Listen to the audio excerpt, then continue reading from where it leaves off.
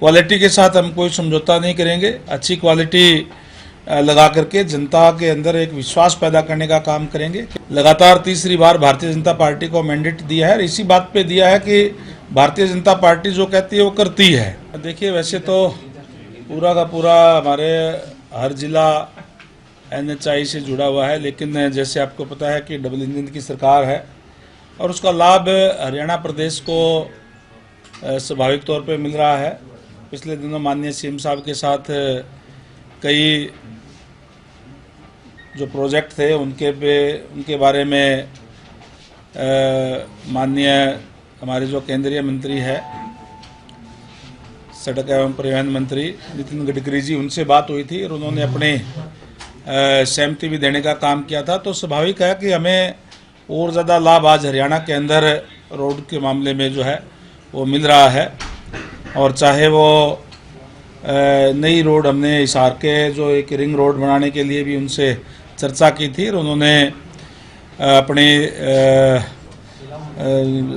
सहमति उस पर भी जताने का काम किया था कि जो जैसे ही कागज़ तैयार होकर के आएंगे हम उस पर भी सहमति देने का काम करेंगे। तो निश्चित रूप से उससे एक जाम से भी निजात मिलेगी और बहुत एक अच्छा रिंग रोड अगर हिसार के बाहर से बनेगा तो उसका भी लाभ जो है वो मिलेगा उसका। और इसी तरीके से जो और प्रोजेक्ट थे उनके ऊपर भी जो बातचीत हुई है, अधिकारियों को आदेश दे दिए गए हैं, उसके ऊपर कार्य कर रहे हैं और आने वाले समय के अंदर उसका लाभ जो है हरियाणा प्रदेश की जनता को हमें जो है उसका मिलेगा। सर, पिछले दिनों आपने कई अधिकारियों पे कार्रवाई भी की, एक्शन भी लिया सर। हमने पाई जाती हैं सर, आगे किस तरह से? मैंने शुरू में ही जो डिपार्टमेंट संभालते ये कहा था कि हमें डिपार्टमेंट की छवि सुधारनी है। क्वालिटी के साथ हम कोई समझौता नहीं करेंगे। अच्छी क्वालिटी लगा करके जनता के अंदर एक विश्वास पैदा करने का काम करेंगे, क्योंकि जनता ने लगातार तीसरी बार भारतीय जनता पार्टी को मैंडेट दिया है और इसी बात पे दिया है कि भारतीय जनता पार्टी जो कहती है वो करती है। और जिस विश्वास के साथ जनता ने मैंडेट दिया है उस विश्वास पे खरा उतरते हुए एक अच्छा इंफ्रास्ट्रक्चर प्रदेश के अंदर देने का काम करेंगे जिसमें क्वालिटी होगी। और जो भी कोई भी अधिकारी है चाहे कर्मचारी है, क्वालिटी के साथ कहीं भी कोई अगर कोई गड़बड़ पाई जाती है तो उनके खिलाफ हम कड़ा एक्शन लेंगे। हमने पहले भी इस बारे में एक्शन लिया है और आगे भी अगर इस कहीं भी प्रदेश के अंदर किसी भी ज़िले के अंदर कोई क्वालिटी के अंदर कोई भी गड़बड़ कोई पाई जाती है तो उनके खिलाफ भी हम कड़ा एक्शन लेने का काम करेंगे, ताकि एक अच्छा साफ सुथरा ट्रांसपेरेंसी के साथ कार्य हो। भारतीय जनता पार्टी का एजेंडा यही है कि जीरो टॉलरेंस हो और ट्रांसपेरेंसी के साथ जो है पूरे प्रदेश के अंदर कार्य हो। सर, एक सड़क पर आप गए थे, आपने वहाँ पे कुछ जनता देखी, पड़ताल कर रहे थे, वो सड़क कहाँ की थी और क्या दिक्कत थी उस सड़क? देखिए, वो सड़क जो हिसार जिले के अंदर ही है, दानसू गांव से लेकर के दिंगताना गांव है, उसकी रोड थी और उसके अंदर क्वालिटी काफ़ी लो थी और बनते ही सड़क के अंदर जो है कहीं कहीं टूट गई थी, उसके ऊपर दोबारा जो है वो रिपेयर की गई थी, इस टाइप का मामला था।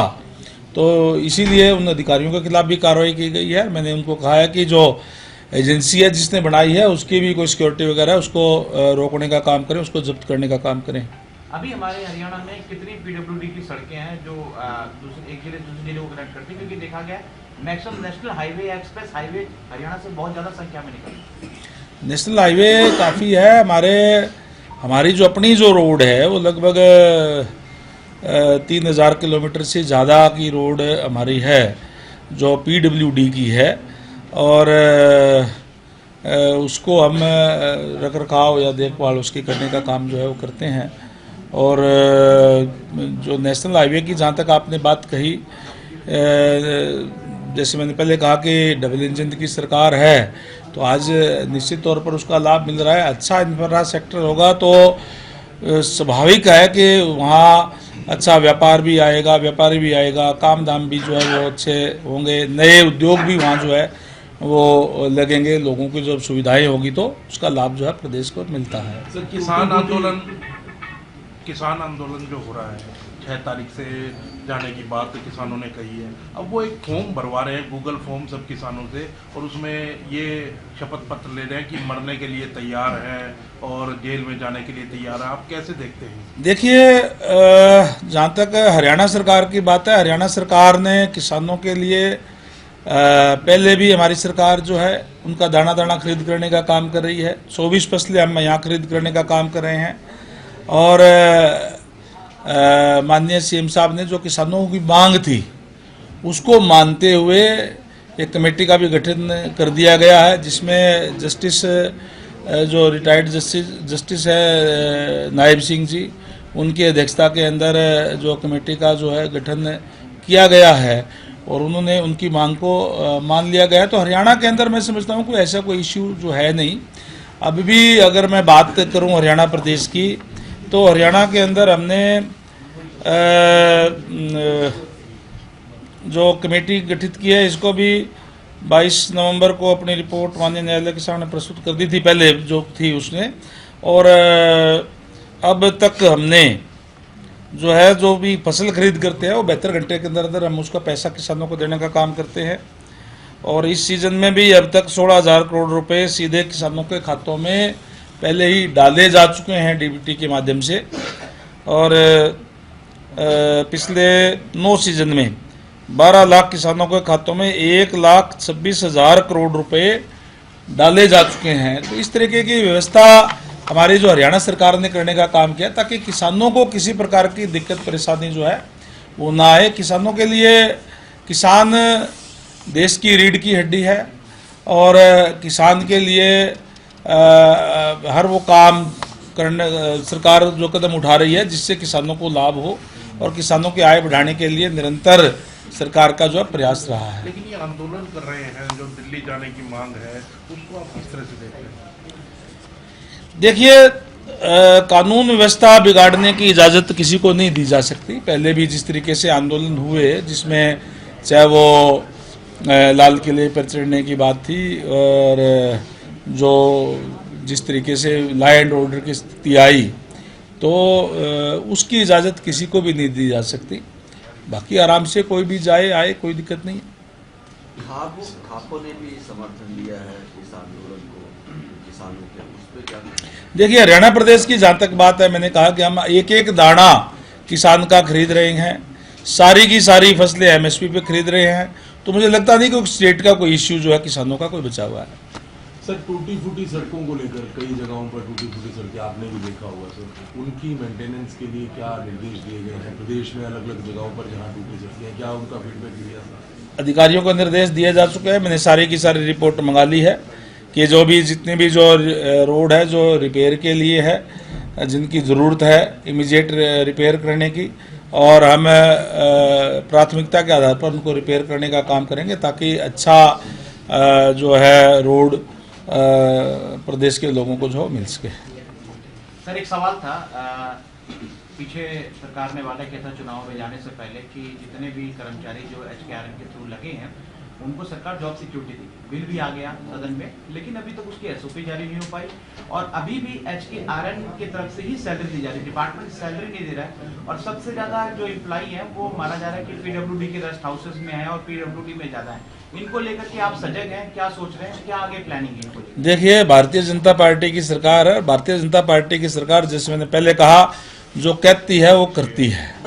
हमने उनको माननीय नायब सैनी जी के नेतृत्व वाली सरकार ने जॉब की सिक्योरिटी देने का काम किया है, तो जॉब की सिक्योरिटी उनको देंगे और उनको किसी तरीके की कोई चिंता करने की जरूरत नहीं है।